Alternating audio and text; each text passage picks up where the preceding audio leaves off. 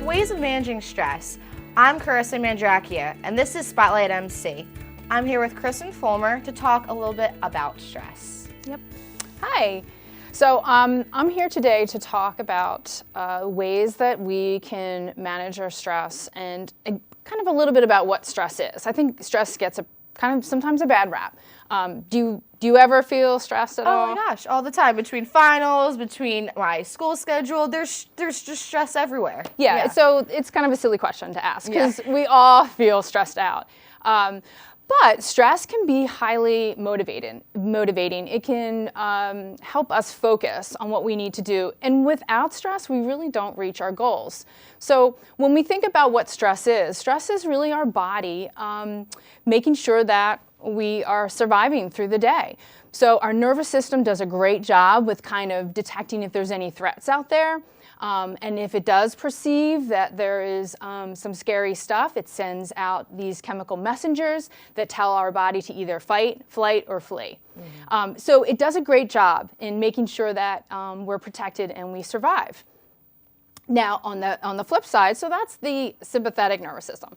On the flip side is the parasympathetic nervous system. So when we go into that fight, flight, or flee, then the body after the event, so let's say after your exam, you're like, okay, I did great. The body is then supposed to tell, the nervous system then tells the body that everything's cool, we can chill, and to relax. The problem is we live in this go, go, go society. So oftentimes we lack that balance. We're not enabling our body to tell ourselves to calm down. So working on ways to manage stress can be really helpful with maintaining that state of homeostasis or balance. Mm-hmm. So today I'd like to talk about 4 different strategies I think that are fairly realistic that people can do to help manage stress in their life. Yeah, definitely. Because I feel like people, they are dealing with stress all the time, but sometimes they don't really know how to handle it. Exactly. And if you stay in that hyper alert state all the time, it's so depleting. And it can just feel like, you have no energy and you just can't move on. Mm-hmm. So the first really great strategy that folks can do is to make sure they eat a nutrient-dense whole food diet. So what I mean by this is eating real food. So not like a Big Mac. Not like a Big Mac. Not like a Big Mac. No. And the best way you can do this is just to reduce the amount of sugar that's in your diet and also any processed or fast foods. Because those can be highly stressful and actually deplete the body of nutrients. So when we're under stress, that depletes the body of nutrients. And when we're eating kind of a junky diet, that also depletes the body of nutrients. So what's like a good diet for a student? So what I tell folks is make sure they're eating some high quality protein. So things like grass-fed beef and chicken, eggs, wild fish is great. Little fatty fishes are great to eat, like sardines, things like that. Ooh, yum. I know. Ooh, let's grab a can of sardines, folks. I find them delicious, but that's just me. And also vegetables have a lot of protein in them. So it doesn't always have to be meats. Our nuts and seeds have lots of protein in them, so those are great foods. Speaking of nuts and seeds, they also have plenty of healthy fats. That's really, really important. I think people are afraid of fats and they stay away from fats, but the body actually prefers fats for energy.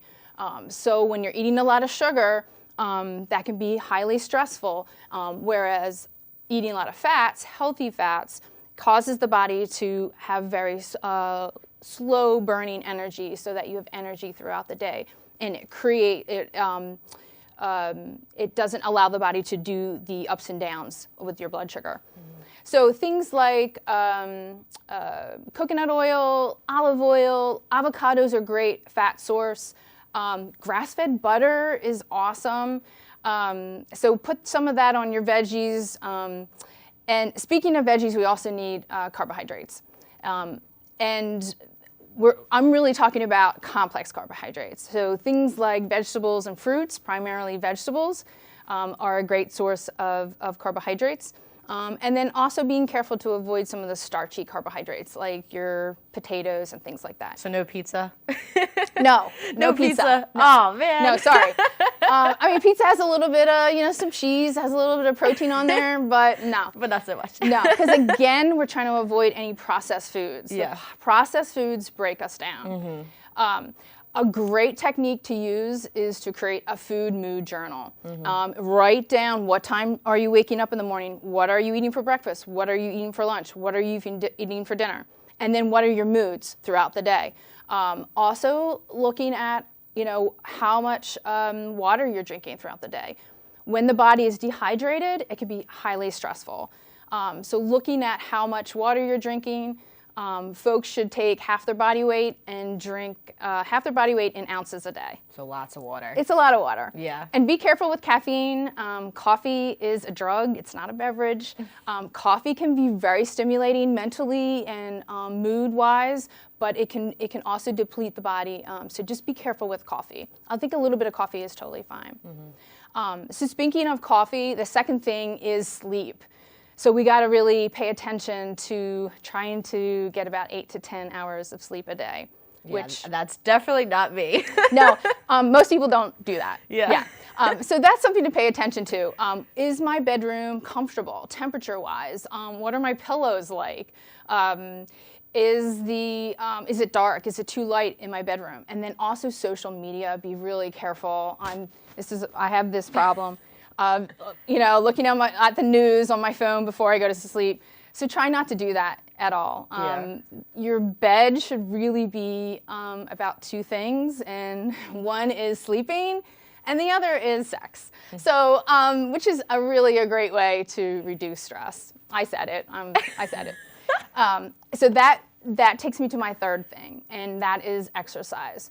So making sure that you're getting some exercise every day can be a huge stress relief. If you're having a hard time, I know your schedule's super busy. If you're having a hard time scheduling it, maybe just trying to do 10 minutes of walking a day is fine. And then walk and work yourself up to maybe 20 or 30 minutes. Just walking around this beautiful campus is a great way to relieve stress. And I know there's a bunch of apps right now too that you can really work out. I have something called like a Nike Pro or something like that where it's just 15, 20 minutes of just something. So exactly. Definitely something good for people. And then, right, you can check on, see how many steps are you walking a day. Fitbits are really a great resource for that too, because sometimes you think you're walking a lot and you realize at the end of the day, I hardly did anything. And that would also be another thing that you can jot on your food mood journal, is how much exercise are you getting? And how are you feeling after you exercise? Or if you don't exercise, how are you feeling? And how much sleep also are you getting? Kind of putting all the pieces together can be very enlightening. Definitely. So the fourth thing that I want to talk about is different breathing techniques that you can do for stress relief. There's a lot of really great apps out there, like Calm is a great one, Beautify is a great one. There's a couple others that are really 10% Happy is an interesting app. I know Alexa, the new Alexa, she has a bunch of them now too. So if anyone has Alexa, then yeah. Perfect. Yeah, I love that idea, because sometimes we need sort of these external supports because it seems so difficult for some reason to learn how to breathe or meditate, whatever you want to call it. So a really simple breathing technique that I use with my students is I call it a 4-square breathing technique. And what you do is, come on, you can do it. We're gonna do it. Okay. And it's really breathing deeply is all about engaging that parasympathetic nervous system. So we talked about the sympathetic nervous system, which is our fight, flight, flee. And what we're trying to do is engage the parasympathetic nervous system, which tells our body to like chill.